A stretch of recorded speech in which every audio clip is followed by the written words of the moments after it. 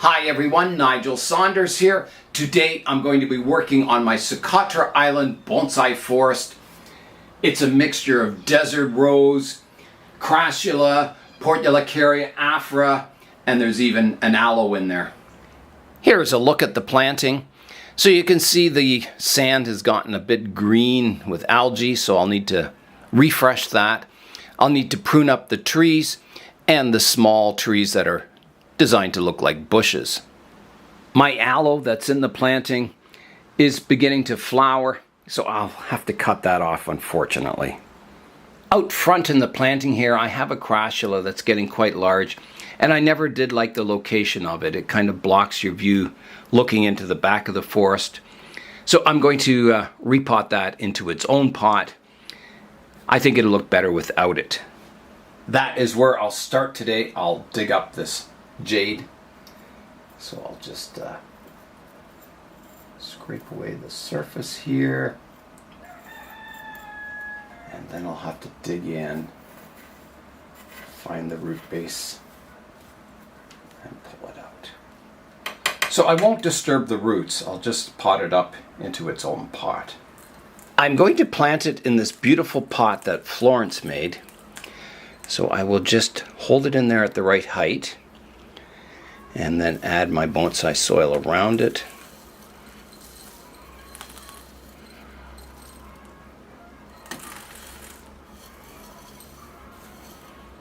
There we go. Here's a look at the tree in the pot.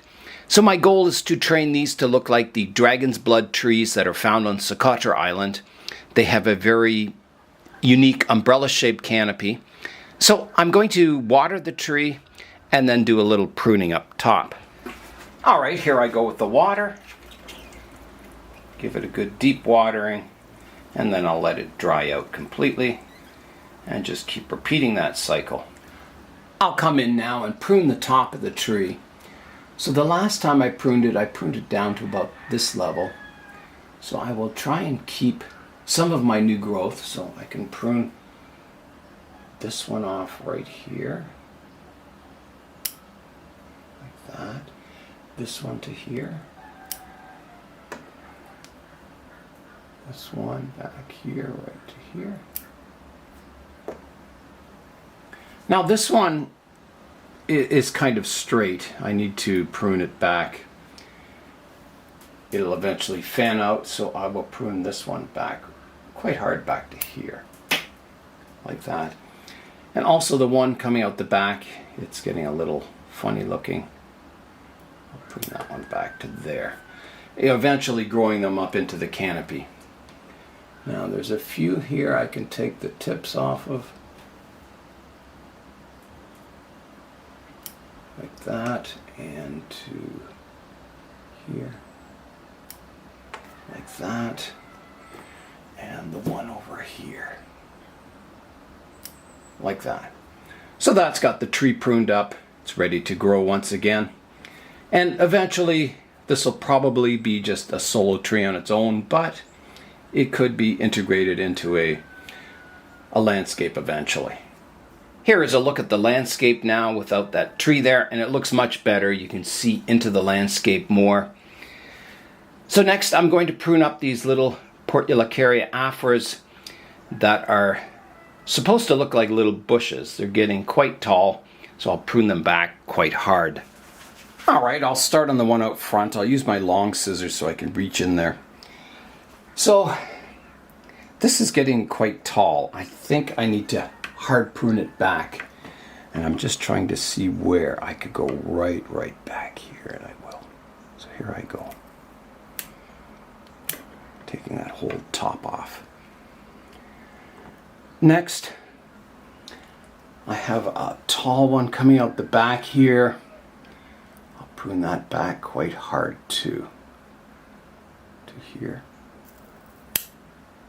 taking that off. There's my photographer in here. I'll see if I can get him painted up today. And then I have one coming up the front here. I think I'm going to have to hard prune this back to here. So there won't be much left of it. but it'll certainly look more like a small bush. And this one I've got to prune. I'm going to prune it right back to here. Taking that, and then I have a spreading one coming out to the side that needs to be removed entirely. Like that. So it's back to a small little bush, which looks much better. The next one is also out front, so I need to prune that back. I'll go to here.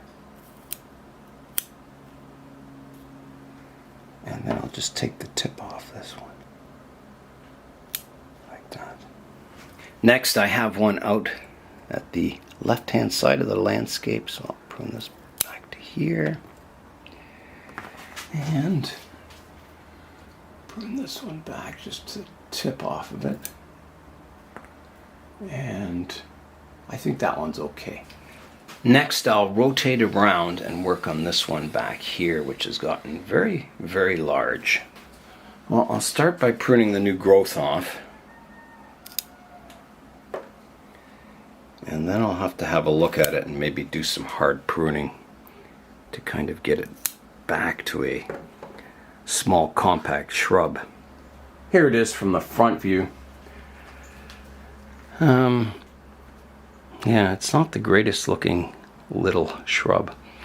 Maybe I'll prune the one that's beside it here. Prune the tip off here.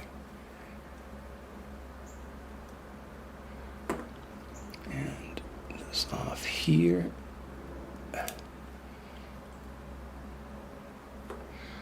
Like that.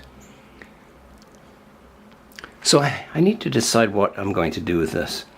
I think I have kind of a sprawling bit out the back, and I could keep this as my sort of trunk leader, so I can take that entire back section off. So here I go.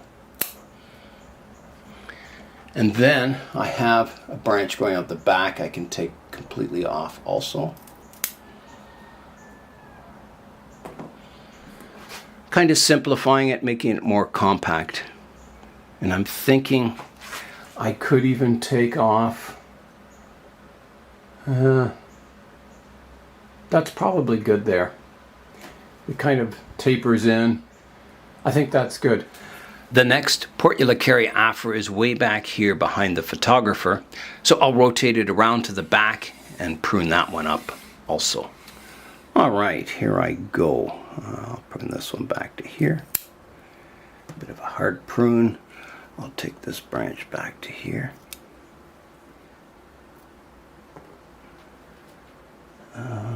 This one can come back to here. This one to here. And I'll just take the tip off this one. And the tip off this one. Here's a look at the Portulacaria afra back here. I think that looks quite nice. It's fairly compact. So next, over here behind my aloe, I have another Portulacaria afra that I need to prune. Here it is in front of the rat-tailed jade. So there's a new shoot on it that needs to be pruned, and it's very, very vigorous. Look at the size of that. The rest isn't too bad on it. There is a low branch here that's a little funny looking. I'll take that off. Like that. Here's a look at the planting now. So you can see it's starting to look more open. It's not so jungle-like.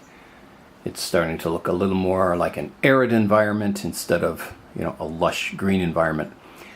So next, I'm going to prune up the rat-tailed jades. They've grown tremendously. So here behind my crassula is the rat-tailed jade, and you can see it's grown very tall. So there's two ways of pruning these. You can scissor prune them, or you can pinch them with your fingers. And I find pinching them with the fingers seems to be the best approach. You just pluck out the tips. So from my reference photos of Socotra Island, there are a lot of kind of succulent bushes that look like this on the island. So you can see there's a main clump here, and then there's some shoots come up here. I'm going to remove these entirely. I think they've suckered up from the roots and aren't needed.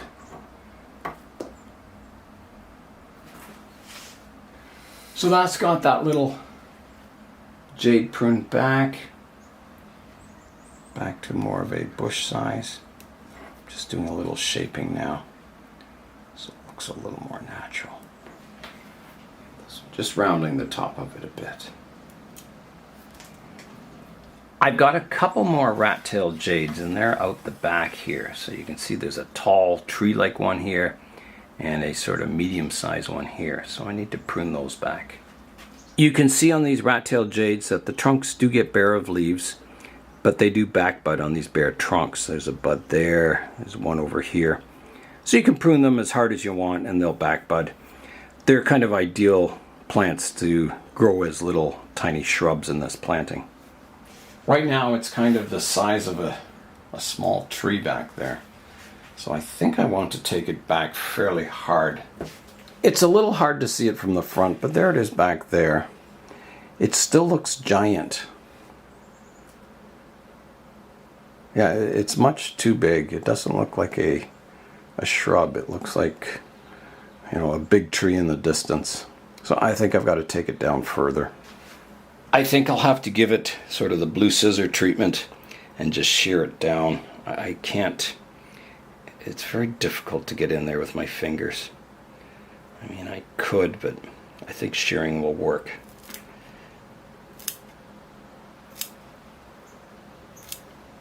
Okay, I'll see what that looks like. That was quite a haircut on it. There it is back there in the distance. That looks much, much better. It looks like a little shrub back there.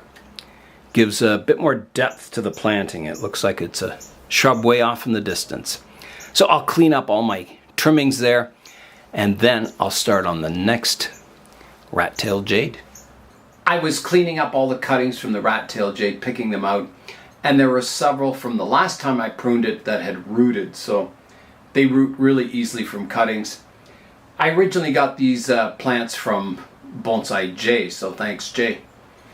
So next I've got one more rat-tailed jade in here that needs pruning, so you can see it right here. So this one here has, you know, quite a good looking trunk on it. So I think I just need to shear it back just above the trunk line to about there. I'm going to remove the long flower stalk off the aloe now. So I'll come in, find the base of it, and here I go. It is removed. So that would flower. It has flowered before. Now at the base of this aloe I've got some pups coming that I'll need to prune also. So there's those pups at the base, so I'll just take them right off. And I have propagated these pups and I was successful. I have some other aloes growing of the same species now. So if I need to plant more aloes in this planting, I'll have some little ones. Here is a look at the little aloe pups I propagated. So they're doing really well. So I'll stick the two pups in the same planting. So I don't see any roots on these, but I'll try. It never hurts. So I'll just dig a little hole for the one. And I'll stick it in there. Like that. And then the other one, I'll put a hole out front here. And just stick that in there. Here's a look at the forest now, so you can see it's opening up. It's looking better and better. I'm going to tackle these jades next, kind of trying to get a bit of a rounded canopy to them. So there's one here, there's one back here that's kind of flopped over, and there's one here. So there's 3 in the planting total. I'm going to start by removing these lower leaves. They're starting to turn yellow. They're big and not so good looking. And I want to keep the lower part of this tree fairly bare so you can see the trunk, and the foliage will be like an umbrella on top. So I think a good height, for my umbrella is somewhere about here. So I will begin the pruning. And I'm using directional pruning, so I'm always pruning just ahead of a leaf that's facing outwards, and that'll create that wide umbrella canopy eventually.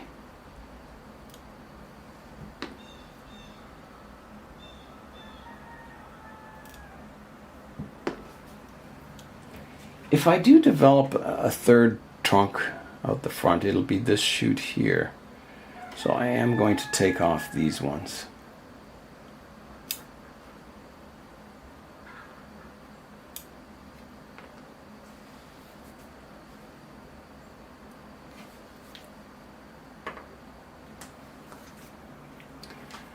Now, I do have some older leaves here. You can see I pruned it back here, and it has new shoots that subdivided, so I can remove these large older leaves. Okay, so that's cleaned that up quite nicely. I'll rotate the planting around now to the back one, which is developing better. It's quite a good looking, canopy on it. It's really coming along. You'll notice that some of these are drooping, and that's just because I haven't watered them in a while. So once I water them, they'll perk up.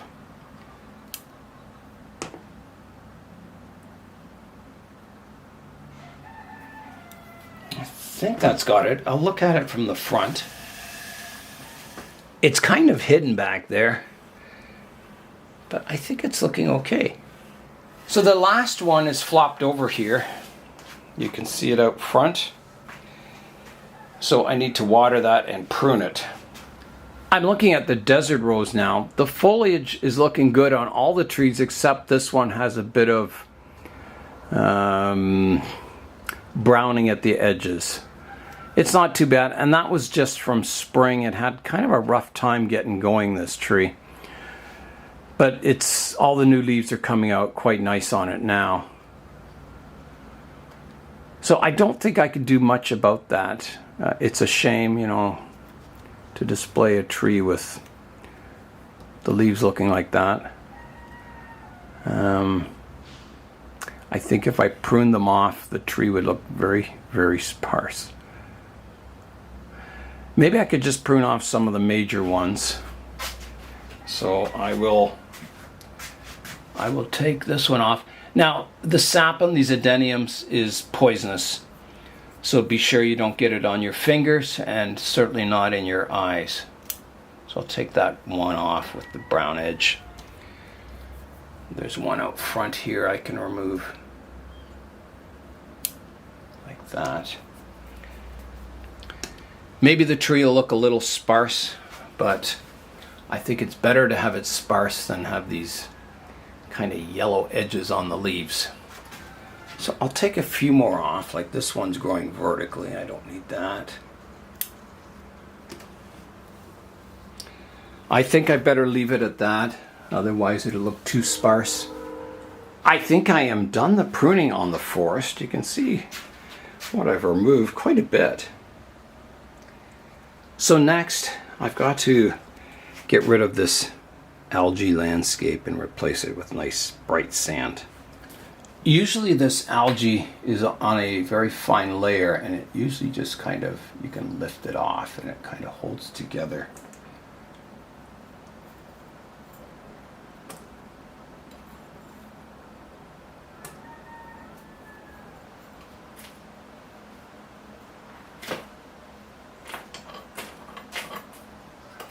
I've removed all that kind of algae and moss off the surface of the soil, and I've taken the soil level down a bit so I can add the bright colored sand to it now. I've made quite a mess of my table here. I'll have to clean that up too. I've got everything cleaned up and I'm ready to apply my light desert colored sand, but first I'm going to have lunch. Lunch is over now, It's clouded over. We might get some rain later on. So I'm ready to apply the sand now. So here I go. All right, I'll scoop in the sections I can reach easily. And the rest I'll have to apply with the spoon.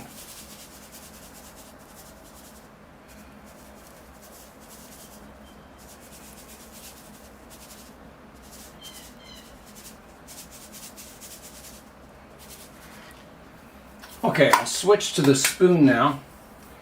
And this sand is my mix of playground sand, which is kind of a brown color, and white industrial sand used for sandblasting, which is white. So it makes a nice light tan color. So once I wet this down, it'll look a little dark, but it'll brighten up as it dries. And I'll tilt the landscape up to drain it really well after this watering. And I'll have to pick out any pieces of perlite that are showing. And last time I added sort of a rough, a mix to look like rocks in the landscape. So I may be doing that again. Okay, I'm going to do a wash now, see how it looks, see if there's any low spots that need more sand, but I think generally it's in pretty good shape now. All right, here I go with the water.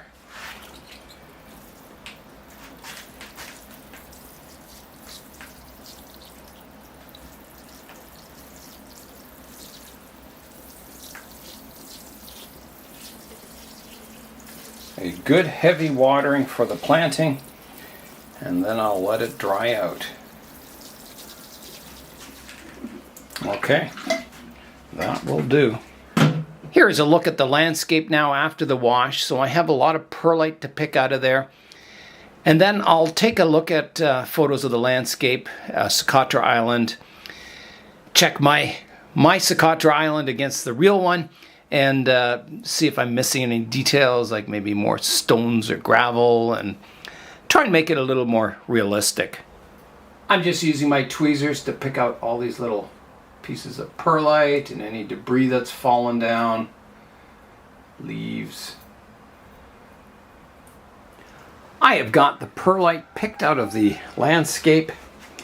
The sun has come back out. So next, I want to look at my rock placement. I'm not happy with this one. Maybe this one. I'm thinking they could be moved closer to the desert rose. So the desert rose look like they're coming out of the rocks. I think the rocks are sort of evenly spaced between the trees. So I think that could be better. I like this arrangement out front, but I think some of the other ones could be rearranged.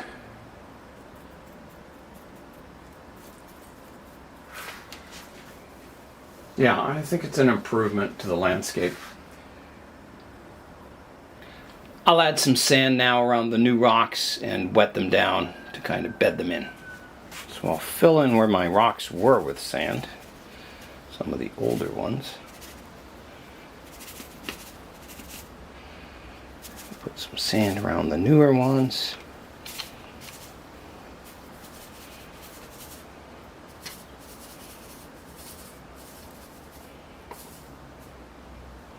Okay, I think that's good.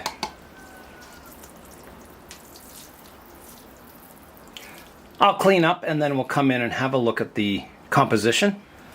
The only stand I have that fits this planting is this one, which is also a cut down table from the thrift store. It kind of faded over the summer and I didn't realize how much until I moved the tree off of the stand. You can see the original color here and how it's faded and the veneer is kind of separated again. It's a pretty rough looking stand. I could try the tar treatment to it, see if it improves it. I think I'll have to try that. Alright, here I go with the roofing tar thinned halfway down. Let's just see if it does any magic to this stand. Well, already it's looking better. There's been a stray cat hanging around in the backyard. That's what's upsetting the chickens.